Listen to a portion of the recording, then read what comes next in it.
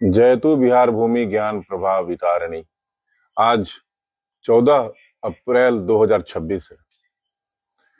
आज भारत में प्रमुख रूप से बाबा साहब डॉक्टर भीमराव अंबेडकर जयंती, जो उनकी 135वीं जयंती है, उसको मनाई जा रही है, जो एक राष्ट्रीय अवकाश गस्टेड हॉलिडे है।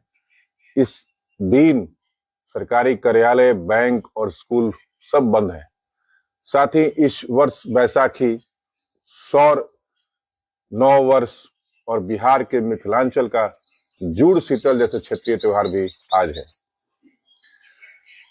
धूल भरी उन राहों पर अब उम्मीद के फूल खिले, बीते कल के अंधियारे से आज नए उजियारे मिले।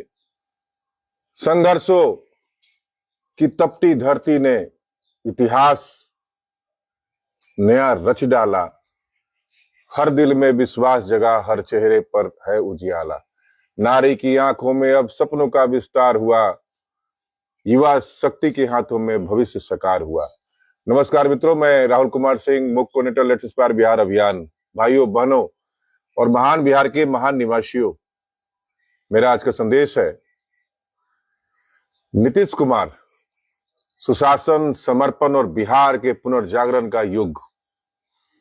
बिहार की राजनीतिक और सामाजिक यात्रा के पिछले 2 दशकों का यदि निष्पक्ष, तिथि आधारित और तथ्य सम्मत मूल्यांकन किया जाए तो यह स्पष्ट प्रतीत होता है कि 24 नवंबर 2005 को जब नीतीश कुमार जी ने पहली बार मुख्यमंत्री पद की शपथ ली, उसी क्षण से राज्य ने एक नए युग में प्रवेश किया।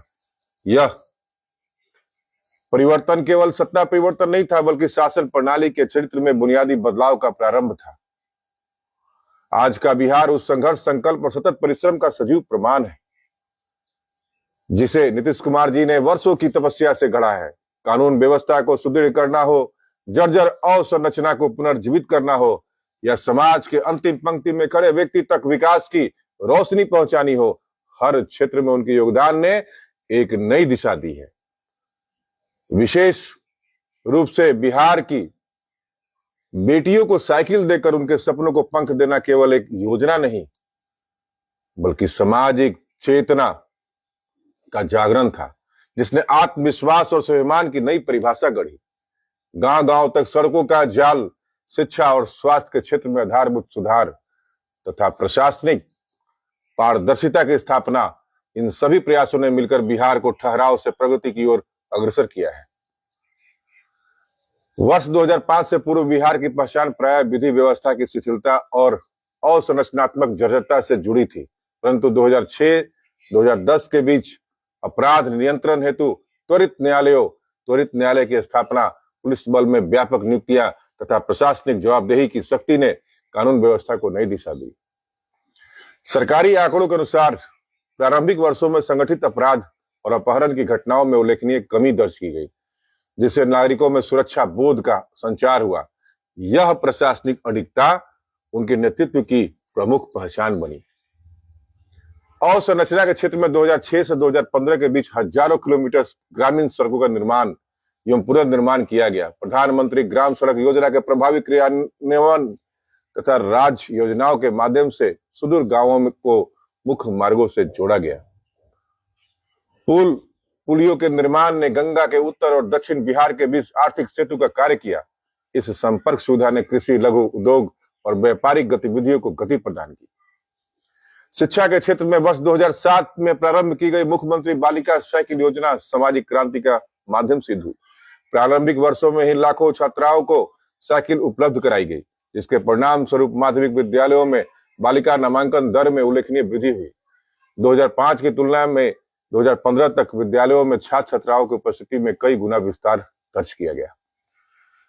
शिक्षकों की बड़े पैमाने पर नियुक्ति ने विद्यालय ढांचे को स्थायित्व प्रदान किया।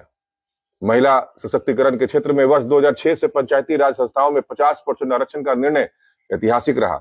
इससे लाखों महिलाएं स्थानीय शासन प्रणाली में प्रत्यक्ष भागीदार बनी। स्वयं सहायता समूहों को जीविका कार्यक्रम के माध्यम से वित्तीय सशक्तता प्रदान की गई, जिसके अंतर्गत लाखों ग्रामीण महिलाएं स्वरोजगार से जुड़ी। यह सामाजिक समावेशन का सशक्त उदाहरण है।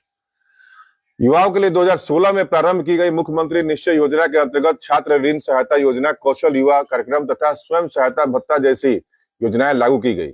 इन योजनाओं का उद्देश्य उच्च शिक्षा और कौशल विकास को सुलभ बनाना था। लाखों युवाओं ने कौशल प्रशिक्षण प्राप्त कर रोजगार के अवसरों की ओर कदम बढ़ाया। ऊर्जा क्षेत्र में 2005 में जहां विद्युत उपलब्धता अत्यंत सीमित थी, वहीं 2018 तक लगभग सभी गांवों के विद्युतीकरण का लक्ष्य पूर्ण किया गया। प्रति व्यक्ति बिजली खपत में कई गुना वृद्धि दर्ज की गई। निश्चित श्रेणी तक निःशुल्क या रियायती बिजली आपूर्ति ने गरीब परिवारों को राहत प्रदान की। स्वास्थ्य क्षेत्र में आशा और ममता कार्यकर्ताओं के मानदेय में चरणबद्ध वृद्धि की गई। संस्थागत प्रसव दर में उल्लेखनीय वृद्धि दर्ज हुई। 2005 की तुलना में मातृ एवं शिशु मृत्यु दर में गिरावट के आंकड़े यह संकेत देते हैं कि प्राथमिक स्वास्थ्य सेवाओं का दायरा विस्तृत हुआ।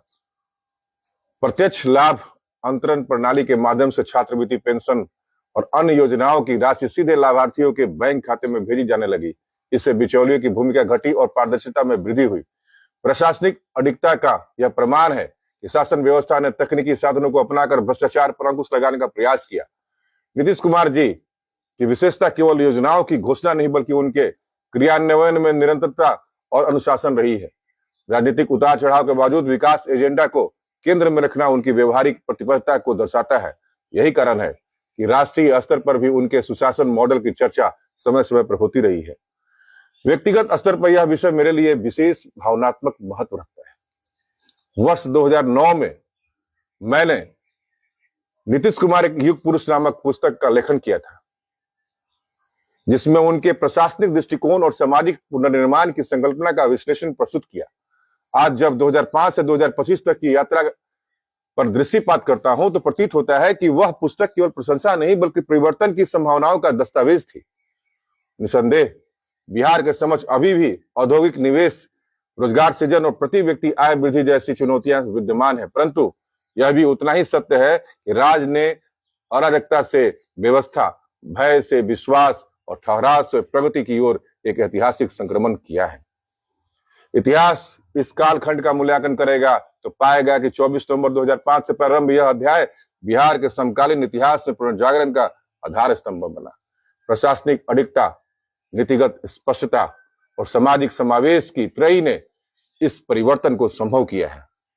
आइए हम लोग अपने बिहार को बेहतर से बेहतरीन बनाते हैं, मिलकर अपने बिहार को प्रेरित करते हैं। जय हिंद, जय बिहार, जय मातृभूमि। Let's inspire Bihar.